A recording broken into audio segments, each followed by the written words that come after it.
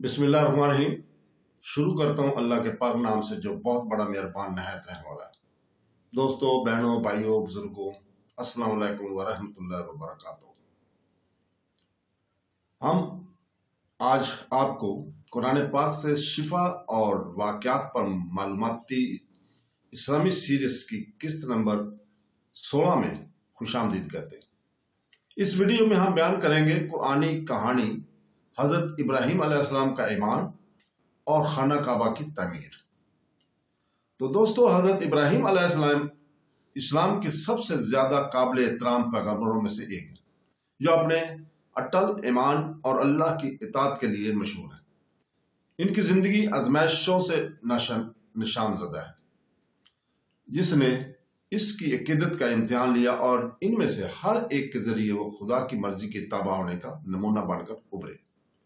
इनकी जिंदगी के सबसे अहम वाक़यात में खाना काबा की तामीर नौ थी, एक मुकद्दस ढांचा जो आने वाली नस्लों के लिए इबादत का मरकज बनेगा।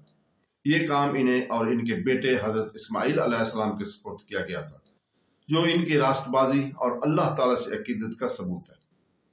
हजरत इब्राहीम अलैहिस्सलाम और इनके बेटे हजरत इस्माइल अलैहिस्सलाम की खाना काबा की तामीर नौ का वाक़या खुदाई हुक्म, ईमान और मिरास में से एक है। जैसा कि सूरह बकरा आयत नंबर 124 से लेकर 127 तक में जिक्र किया गया, ये वाक़या तारीख़ इस्लाम का एक अहम लम्हा था। बरसों की जुदाई के बाद अल्लाह ताला ने हजरत इब्राहीम अलैहिस्सलाम को इनके बेटे हजरत इस्माइल अलैहिस्सलाम के साथ मक्का की बंजर जमीन में मिलाया, जहां अल्लाह के हुक्म के मुताबिक इस्माइल अलैहिस्सलाम और इनके वालदा हजरत हाजरा अलैहिस्सलाम को छोड़ दिया गया था। जिस जगह इनका क्याम था वो वीरान और खुशक था, फिर भी इनका मुकद्दर खुदाई हदायत का मरकज बनता है। जैसे जैसे साल गुजरते गए, हजरत इस्माइल अलैहिस्सलाम जवान हो गए और हजरत इब्राहीम को अल्लाह ताला की तरफ से खाना काबा के तामीर नौ का हुक्म मिला। इस मुकाम का इंतखाब खुदाई तौर पर किया गया था, क्योंकि ख्याल किया जाता है कि ये वही जगह है जहां हजरत आदम अलैहिस्सलाम ने इब्तिदा में अल्लाह की इबादत के लिए एक हरम तामीर किया था। ताहम वक्त के साथ ढांचा खो गया था और अल्लाह ताला ने इब्राहीम अलैहिस्सलाम को इसे बहाल करने की हिदायत की, ताकि ये एक बार फिर तौहीदी इबादत की जगह के तौर पर काम करे। गैर मुतज़लज़ल ईमान के साथ हजरत इब्राहीम अलैहिस्सलाम ने इस हुक्म को पूरा किया और करने के लिए अपने प्यारे बेटे हजरत इस्माइल अलैहिस्सलाम की मदद की दरख्वास्त की। उन्होंने मिलकर मुकद्दस घर की तामीर नौ का अहम काम शुरू किया। उन्होंने इर्द गिर्द की पहाड़ों से पत्थरों का इस्तेमाल किया और एहतियात से बुनियाद रखी। जब उन्होंने इन तक मेहनत की, पत्थर उठाने और इन्हें पोजीशन पर रख दिया, वो मुसलसल अल्लाह को पुकारते रहे। इनकी कोशिशों की कबूलियत के ख्वाह थे।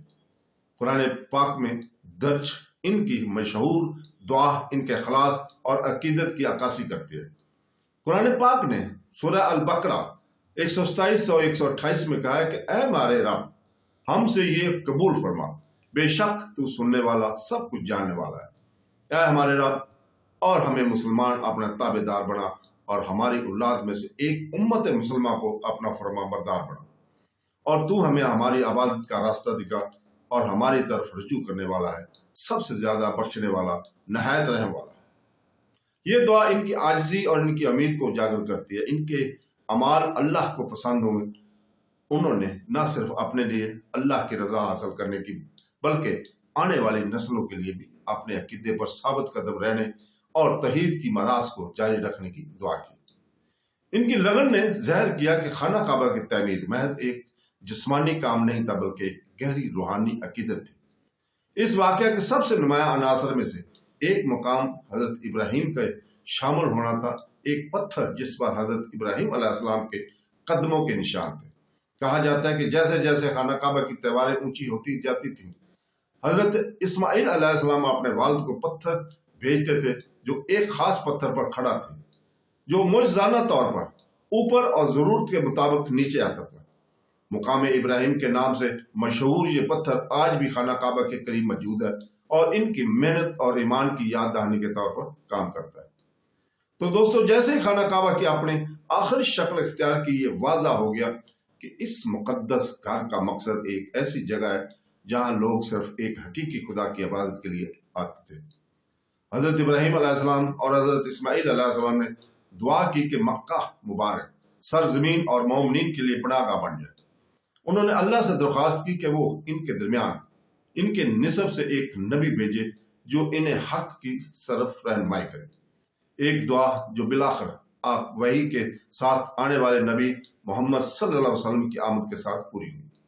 خانہ کعبہ کی تعمیر نو محض ایک تعمیراتی کام سے زیادہ تھی، یہ ایک روحانی اور تاریخی سنگ میل تھا۔ اس نے توحید میں بنیادی اسلامی عقیدہ اور اسلام کے احکامات کی اطاعت کی اہمیت کو تقویت دی۔ خانہ کعبہ دنیا بھر کے مسلمانوں کے لیے عبادت کا مرکز مقام ہے، جو حضرت ابراہیم علیہ السلام اور ان کے بیٹے اسماعیل علیہ السلام کی براثت کا ثبوت ہے۔ آج بھی لاکھوں مسلمان ان عظیم پیغمبروں کے نقش قدم پر چلتے ہوئے حج اور عمرہ کرتے ہیں اور کعبہ کے طواف کرتے ہیں۔ اس کی گہری تاریخ اور حضرت ابراہیم علیہ السلام اور حضرت اسماعیل علیہ السلام کی طرف سے ایک حقیقی خدا کی عبادت کو برقرار رکھنے کے لیے دی گئی قربانیوں کی عکاسی کرتے ہیں۔